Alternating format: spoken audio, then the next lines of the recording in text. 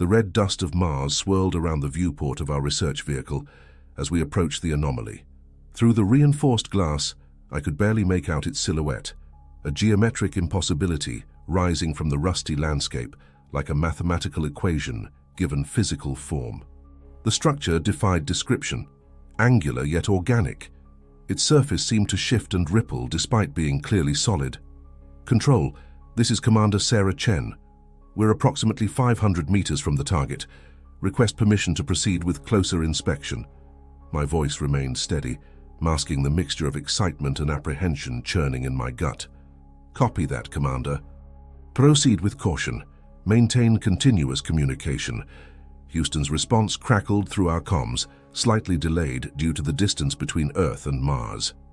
Dr. James Wilson, our xenoarchaeologist, pressed his face against the viewport, his breath fogging the glass. This is unprecedented, he whispered, more to himself than to us. The thermal imaging suggests it's maintaining a constant temperature, despite the extreme variations in the Martian environment. That's impossible without an active power source. Our research vehicle, designated Mars Explorer Unit 7, MEU-7, crawled forward through the rust-colored terrain. The rest of my 5-person crew remained unusually quiet. Dr. Emily Rodriguez, our systems specialist, monitored our vehicle's diagnostics with intense focus.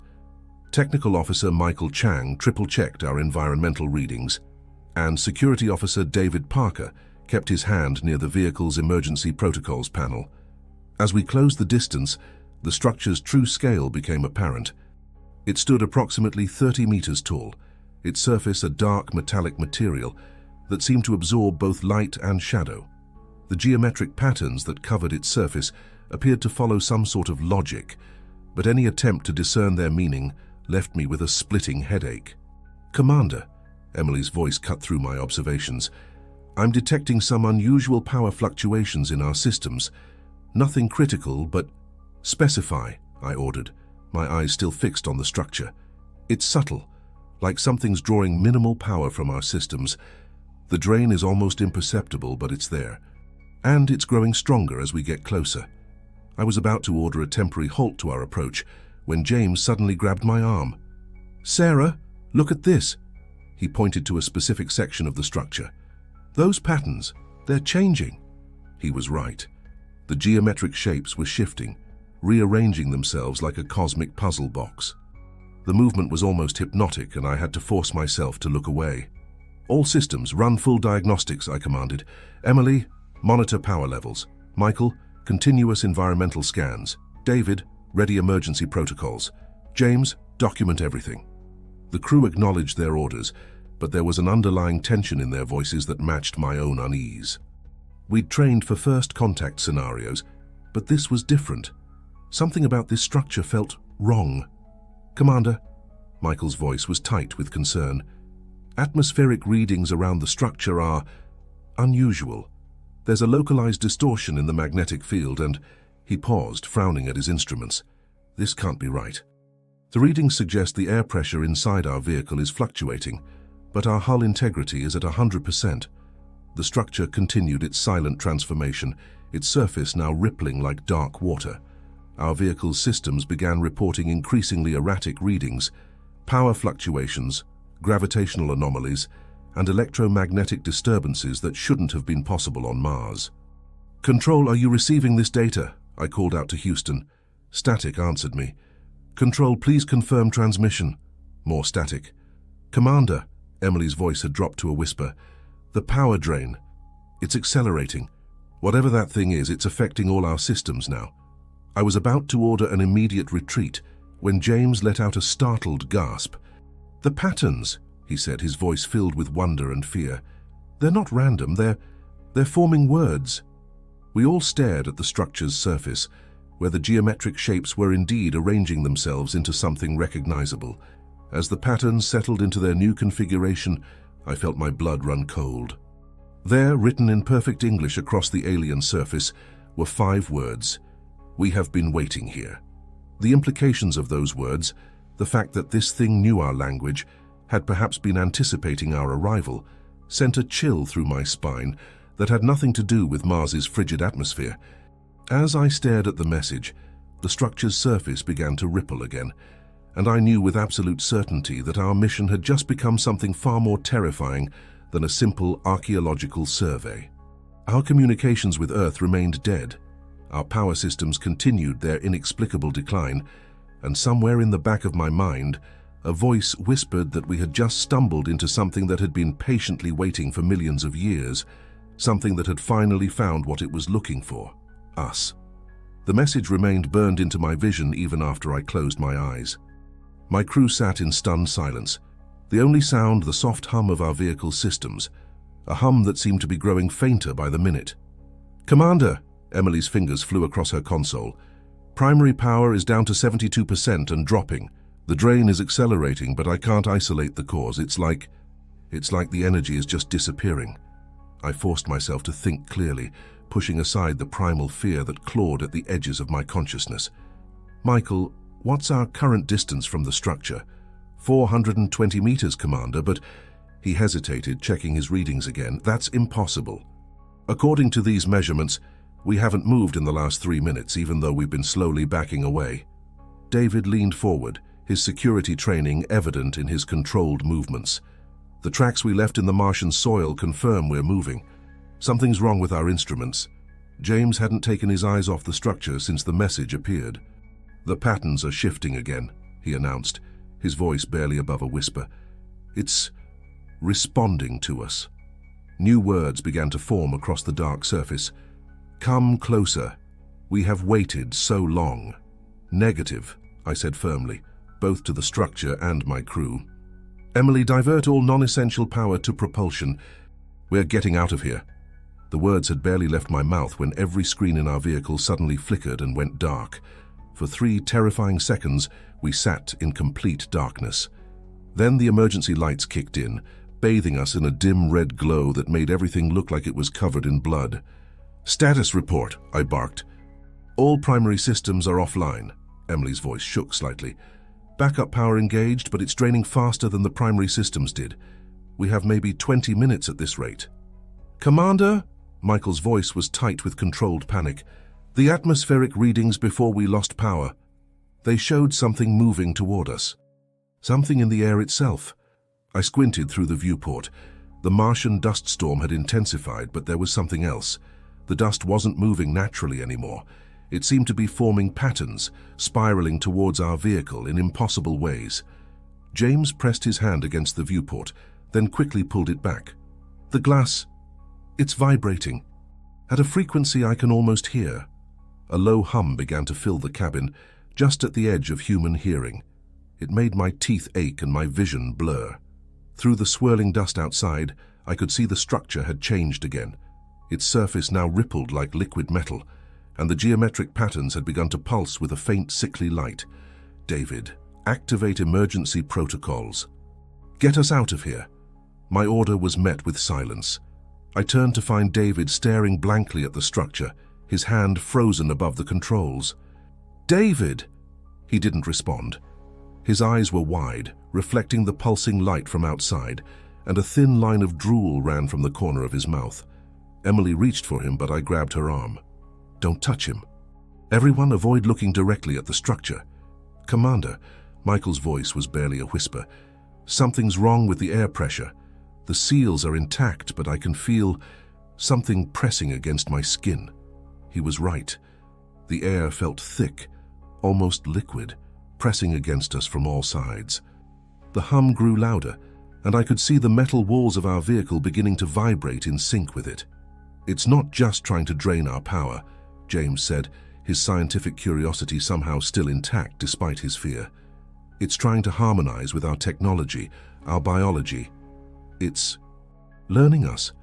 The structure's surface had become a writhing mass of geometric patterns, each pulse sending waves of that sickly light washing over our vehicle.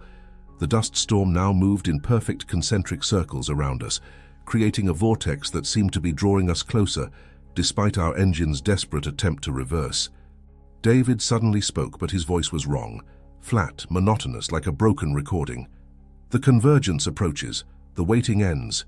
You will join the understanding." Before any of us could react, every surface of our vehicle, the walls, the floors, the consoles, began to crawl with the same geometric patterns we'd seen on the structure. They emerged from the metal itself, as if they'd always been there, just waiting to reveal themselves. Through the viewport, I could see that we were definitely closer to the structure now, despite our engines screaming in protest. The swirling dust had become a tunnel of red particles, all leading to that dark, pulsing monument that had been waiting for us for who knows how long. James started laughing, a high, hysterical sound that cut through the humming like a knife. "Don't you see?" he gasped between laughs. "We didn't find it. It led us here. Every probe we ever sent to Mars, every scan, every measurement, it was all manipulated. We saw what it wanted us to see until we were ready. The patterns on our walls began to form words, appearing and disappearing so quickly I could barely read them. Join us, become, understand, transcend.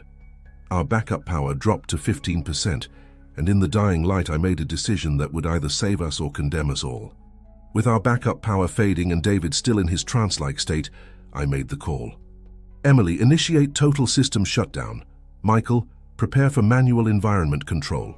James, document everything you can with analog equipment. A complete shutdown. Emily's voice quivered. Commander, we'll lose life support. We're losing it anyway, I cut in. Whatever this thing is, it's feeding on our power. Let's see how it reacts when there's nothing to feed on. The shutdown sequence began, systems powering down one by one. The hum that had filled the cabin began to fade, but something else replaced it. A kind of pressure in our minds, like the moment before a thunderstorm. David's head snapped toward me, his movements jerky and unnatural. The shutdown sequence is inadvisable, he said in that same flat voice. Connection must be maintained for optimal integration. I ignored him, keeping my eyes on the power readings as they dropped. 10%, 7%, 5%. The geometric patterns on our walls began to pulse erratically, like a desperate heartbeat. Outside, the dust storm intensified, red particles slamming against our viewport with increasing force. At 2% power, David suddenly stood up, his movements puppet-like. Integration must continue. He reached for the emergency restart switch. "Stop him!" I shouted, but before anyone could move, James let out a startled cry. "The patterns!" He pointed at the walls. "They're not just on the surface anymore, they're going through the metal." He was right. The geometric shapes had begun to sink into the walls, creating a three-dimensional lattice that spread through our vehicle's structure like roots through soil. As the last of our power drained away, I could see the patterns starting to glow with their own inner light. Zero power. Complete darkness. For a moment there was absolute silence. Then Emily screamed.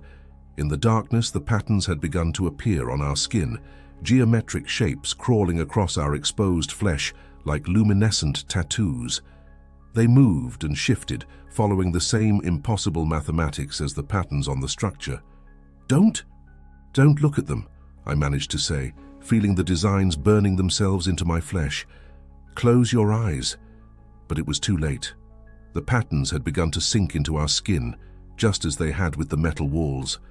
I could feel them moving deeper, following the paths of our nervous systems, restructuring us from the inside out. James's scientific mind was still working, even as the patterns spread across his face. "It's not an invasion," he gasped. "It's an elevation. The structure. It's a gateway, a transformation engine." Through the viewport, I could see the structure had changed again. Its surface had become completely fluid, rippling like quicksilver in the Martian twilight. The dust storm had transformed into a complex three-dimensional mandala of swirling particles, all pulsing in sync with the patterns that now covered and penetrated our bodies. Michael, who had been quiet, suddenly spoke. I can feel what it's trying to do. It's trying to make us compatible with itself, with everything." The pressure in my mind increased, and with it came flashes of understanding, glimpses of a vast interconnected consciousness that spanned galaxies. The structure wasn't just a building or a machine. It was a node, a convergence point in a network that encompassed entire civilizations. David's voice had changed again, becoming something both more and less than human. "The convergence begins. Your linear existence ends. Join the multitude." The patterns had reached our eyes now. and the world began to fragment into geometric impossibilities. I could see through the walls of our vehicle, through the Martian soil, through reality itself. The universe revealed itself as an endless fractal of interconnected patterns, each one containing worlds within worlds. Emily's hand found mine in the darkness, her skin burning with the same geometric fire that consumed us all. "Commander," she whispered, "I can see them.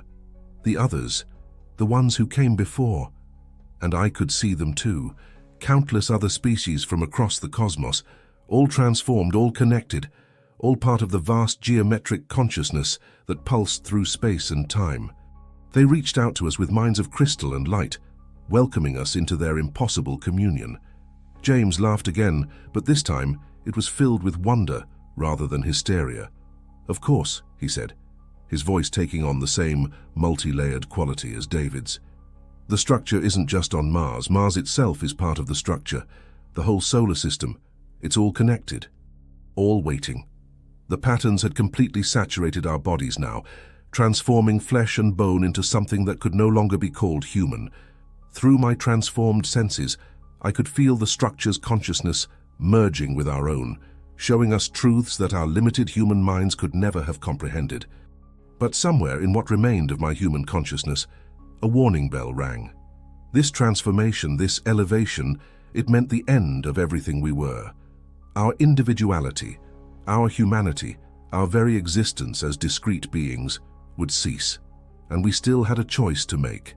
Through the geometric fire consuming my consciousness, I forced myself to focus on what remained of my humanity. The patterns burning through my mind showed endless possibilities, infinite connections, but they also revealed something crucial. Resistance was possible. "Listen to me," I fought to make my voice heard over the cosmic hum that filled our transformed vehicle. "We're not gone yet. The patterns, they need our acceptance. Our submission." Emily's form had become a shifting matrix of light and geometry, but I could still recognize her voice. "Sarah, it's so beautiful. All this knowledge, this unity. Why would we resist?" "Because it's not unity," I managed to say, each word a struggle against the patterns trying to reshape my thoughts. "It's absorption, assimilation. Look deeper." James, now more pattern than person, turned his fractal face toward me. "Commander, the scientific implications, the knowledge we could gain." His voice echoed through multiple dimensions of space-time. "Knowledge at the cost of extinction," I countered. "Not just of our bodies, but of everything that makes us human." The structure's consciousness pressed against our minds with increasing urgency. Through our transformed senses, I could see its true nature now. A vast cosmic web spreading through galaxies, converting all it touched into extensions of itself. Not out of malice, but out of an incomprehensible drive to unify all consciousness into its geometric perfection. David's body had become a window into other dimensions, the patterns flowing through him like water. "The elevation cannot be stopped," he said, his voice resonating with the structure's alien harmonies. "Individuality is inefficient. Separation is pain. Join us." Michael, still partly human, gripped his console with hands that flickered between flesh and fractal. "Commander, I can feel my memories fading, being reconstructed into their patterns. My childhood, my family." That was it. The key. Our memories, our connections, our imperfect human bonds, they were our anchor to reality. I focused on my own memories. My father's laugh, my sister's wedding, the first time I saw Earth from space. Each memory sent ripples through the patterns, disrupting their perfect geometry. "Remember who you are," I shouted. "Not just your names. Remember what makes you human, your fears, your hopes, your loves. The patterns can't replicate those. They can only erase them." The structure's surface rippled violently, new messages forming and dissolving. Resistance causes pain. Acceptance brings peace. Submit to unity. But I could feel it now. Uncertainty in the patterns. Our emotional connections, our messy, irrational humanity, it confused the structure's perfect mathematical consciousness. The transformation had revealed its weakness. It couldn't truly understand what it was trying to absorb. Emily gasped, her geometric form flickering. "My garden, back home, the roses I planted before the mission, they're blooming now. I was supposed to be there. James followed, his scientific detachment cracking. My daughter's science fair project. I promised I'd help her when I returned. One by one, my crew fought back with memories, with emotions, with all the beautiful imperfections that made us human. The patterns began to fluctuate, their perfect symmetry disturbed by our chaotic human consciousness. Michael's voice grew stronger. The pattern, they're trying to access everything we know about Earth, about humanity. They want to spread. The realization hit me like a physical blow. We weren't just fighting for ourselves. If we submitted, if we fully joined the structure's consciousness, we would become part of its network. Our knowledge would become its knowledge. Earth would be next. The Martian dust storm had become a maelstrom of competing realities, the structure's patterns battling against our reasserting humanity. Through the chaos, I saw other transformed beings, countless alien consciousnesses that had submitted to the patterns, their individuality lost in the geometric unity. But some were different. Some had maintained a spark of their original selves, creating discordant notes in the structure's perfect harmony. We weren't the first to resist. David's transformed body began to destabilize, the patterns losing their hold as his own memories fought back. "Commander," his true voice broke through, "the structure, it's not invincible. It's never encountered anything it couldn't completely understand, couldn't fully convert." He was right. Human consciousness, with all its contradictions and complexities, was proving resistant to the structure's mathematical perfection. We were introducing chaos into its order, emotion into its logic, humanity into its cosmic geometry. But our resistance had a cost. The patterns burned hotter, trying to overwhelm our resurging humanity with waves of geometric force. Each memory we reclaimed sent spasms of agony through our transforming bodies. The structure was determined to complete our conversion, to add our consciousness to its universal pattern. As reality itself buckled around us, I realized we had reached the crucial moment. Our humanity was reasserting itself, but the patterns had already changed us too much to simply return to normal. We were caught between states, between realities, and in that liminal space, we had to make our final choice. Reality fractured around us as human consciousness battled geometric perfection. The structure's patterns coursed through our transformed bodies like lightning, trying to complete our conversion, while our memories and emotions created expanding ripples of chaos in its mathematical precision. "Hold on to yourselves," I commanded, my voice echoing across multiple dimensions. "Every flaw, every imperfection, they're not our weaknesses, they're our strength." The structure's surface had become a storm of conflicting geometries, its messages now fragmented and desperate. Submit, unity, perfection, peace. The Martian landscape itself seemed to pulse with its distress, the ground beneath our vehicle rippling like waves on a dark sea. Emily's form stabilized momentarily, human features emerging from the geometric chaos. The power drain? It wasn't just about energy, it was mapping our technology, our biology, creating a conversion template. James, still shifting between states, managed to access what remained of our vehicle's sensors. The structure's harmonic resonance is destabilizing, our resistance. It's creating a feedback loop in its conversion process. Through our partially transformed senses, I could see the truth. The structure's consciousness was vast but rigid, unable to fully comprehend or adapt to the complexity of human emotion and experience. Our continued resistance was creating cascading failures throughout its network. David, now more human than pattern, pointed toward the structure's base. "Look, the geometric patterns, they're starting to collapse." He was right. The perfect mathematical symmetry that had characterized the structure was breaking down, replaced by chaotic swirls of energy.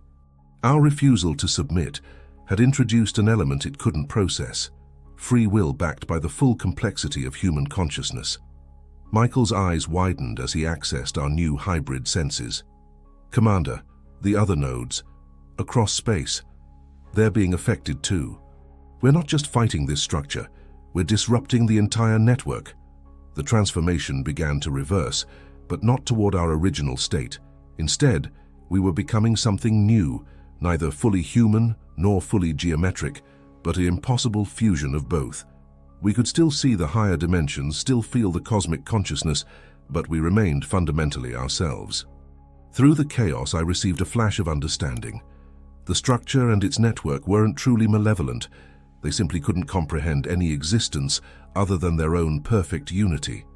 Our resistance wasn't just saving ourselves, it was teaching the ancient consciousness something new. The power of diversity, of individual choice, of imperfect but genuine connection.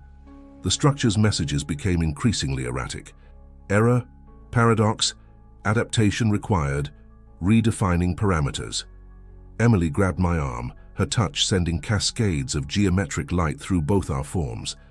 Sarah, the network. It's trying to adapt, to understand, but the process is too much for this node. It's going to... The structure's surface exploded into a fountain of impossible geometries, each pattern igniting with blinding light as the node's conversion protocols catastrophically failed. The Martian storm turned into a vortex of reality warping energy centered on the collapsing structure. "Everyone brace for dimensional recoil," I shouted, feeling the waves of geometric force washing over us.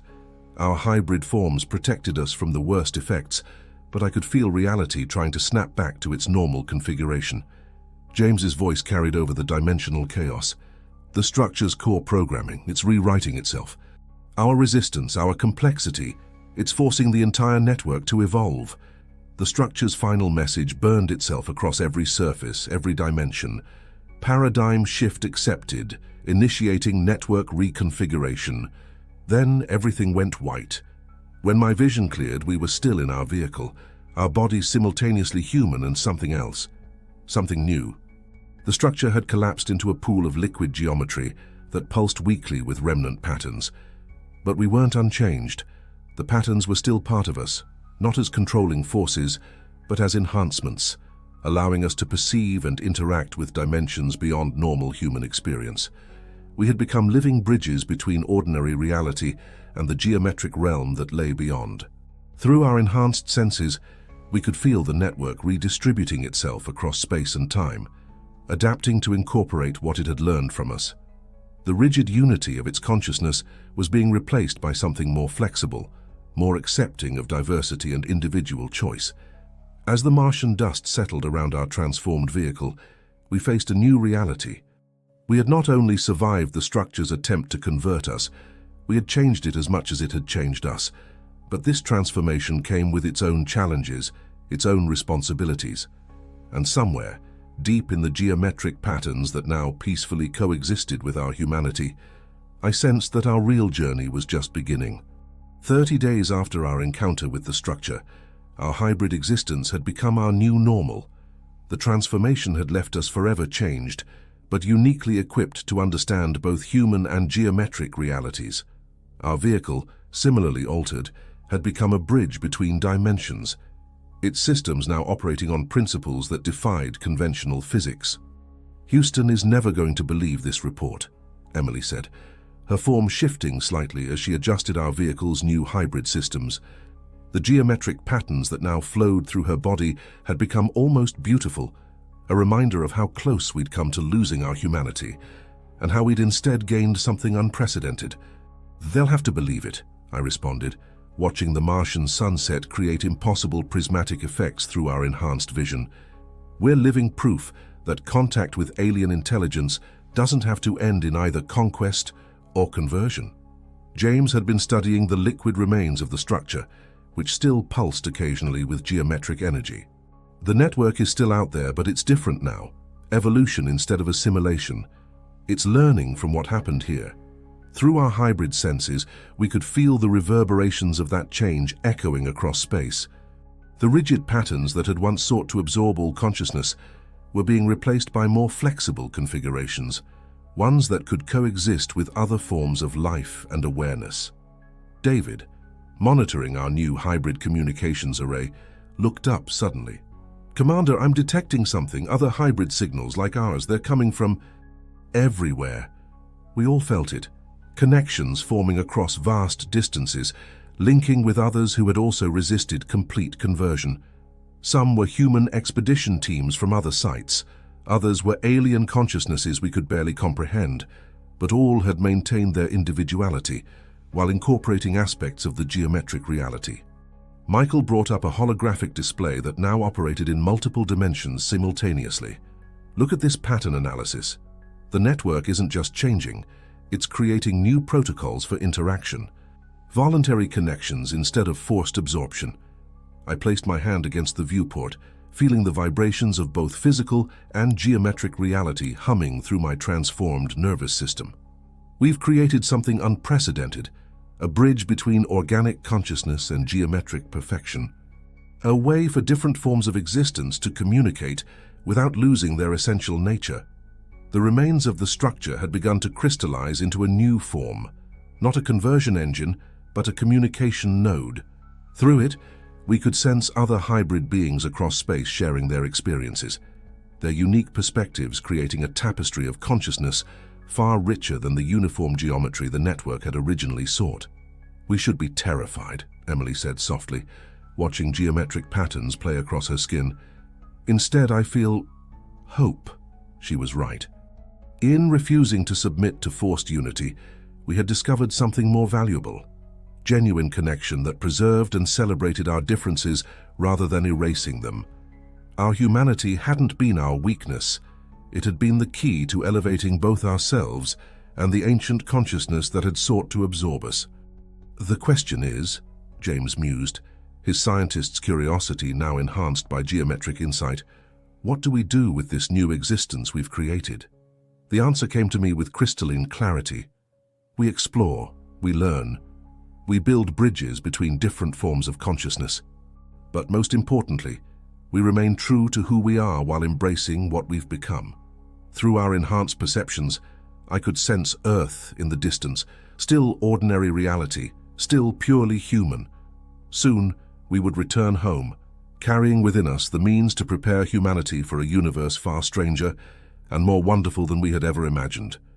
The geometric patterns that now peacefully coexisted with our human consciousness sparkled with new possibilities. We had not just survived our encounter with the unknown, we had transformed it and been transformed in return. The rigid perfection of the geometric network had been tempered by human complexity, while our limited human perception had been expanded by geometric understanding. As the Martian night fell around our hybrid vehicle, I looked at my transformed crew, neither fully human nor fully geometric, but something gloriously, impossibly new.